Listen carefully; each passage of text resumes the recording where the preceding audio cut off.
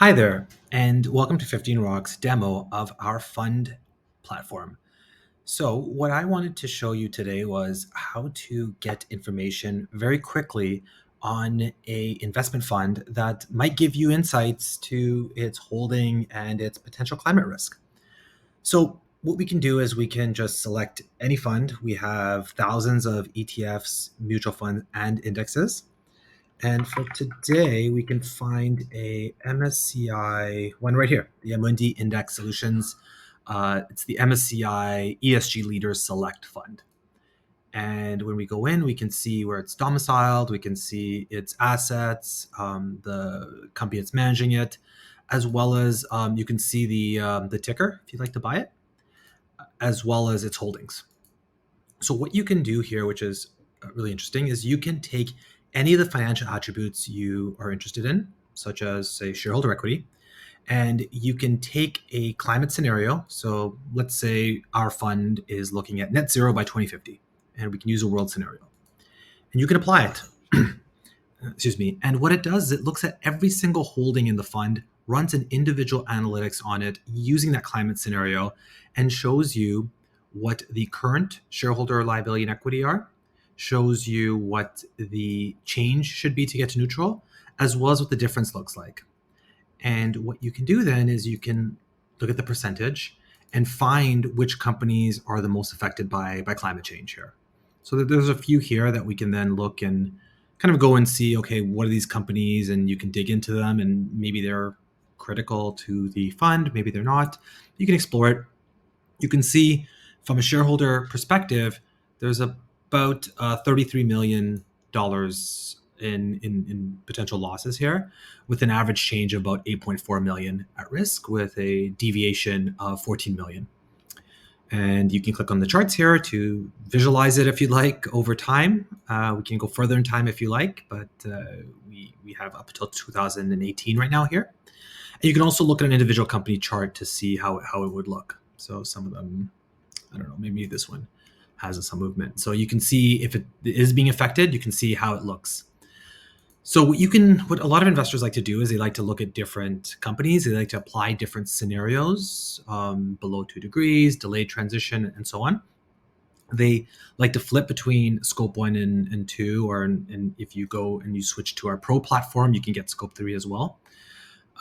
They also really, really like to benchmark. So this is a ESG leader fund, but let's maybe compare its risk compared to the S&P 500.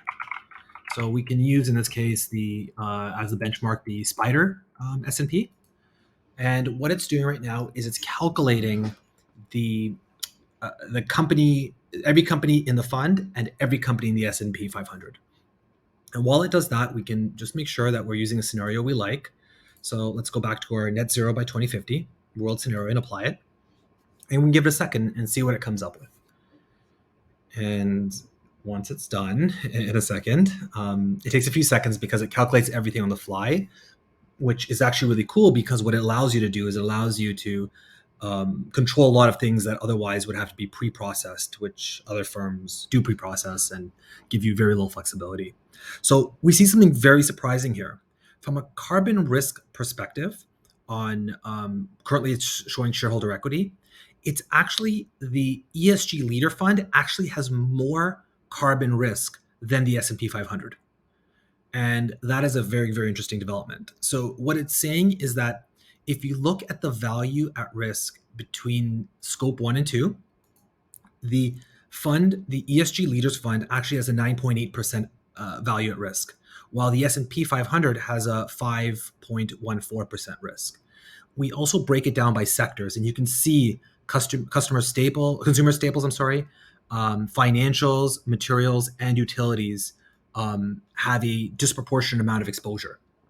What you can also do, which is super cool, is you can also group it down. So you might want to maybe dig a little more and say, okay, at an industry level, where is my exposure? And give it a second to calculate. And once it's done, what it will actually do is it'll show you at that level, and we can adjust it and we can see. So at an industry level, you can see it's banks are very heavy for the fund. I guess the S&P has more risk around chemicals. construction material, electric utilities, and boom, food processing or food products. I'm sorry. This is a big one here. And you can kind of go and scroll and see if there's other ones, but this looks like the big one here. So you can understand that. We can go look at their food products sector later. You can also do it by country to figure out if there's a geographical kind of risk compared to the benchmark.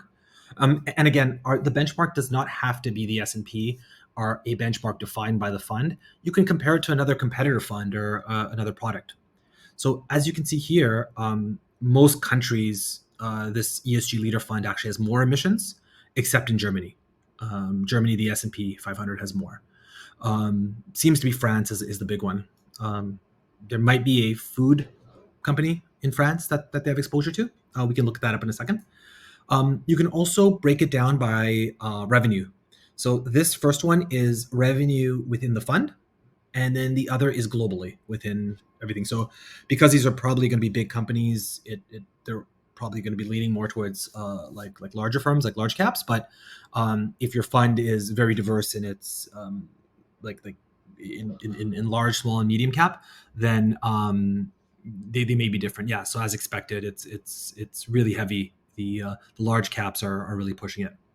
The other cool thing you can do on our system, let me go back to sector, is you can also, we do this as a carbon liability as a percentage, but you can also do it at an absolute dollar amount. So at a dollar amount, the risk on the S&P Spider fund is more, and I think that's simply due to the fund just being a lot larger. You can do it on a carbon intensity level too, and you can see per dollar spent on the constituents of this fund, how much emissions are being created versus the S&P. And you can also break it down and exclude certain sectors and groups if you want to break that down even more. If you go to our pro platform on this, you can also proxy companies, and you can say, regardless of if they report or not, we want to overwrite their data with industry data, or you can enter your own data, or you can use third-party data. So that allows you to basically tune the numbers and understand it and look at it from different angles. If you notice, actually, when I went to Pro, the number jumped. It's because Pro also defaults to including Scope 3. So just for my simplicity, I'm going to go back to the standard platform. And we can go in the analysis tab here now. And as it calculates, we can look at, I think, the food products one. Let's everything and select food products. And perhaps here now we can see which ones are actually creating the biggest risk for us. And yeah, it's these two up here. They are big culprits in this fund. And yeah, the biggest one is in France. So through our tool, in just a few minutes, you can actually find out some really interesting insights on different portfolios, including your own. I hope that's helpful. And please shoot me a message and let me know if there's anything else you'd like to learn or any feedback on this. Thank you.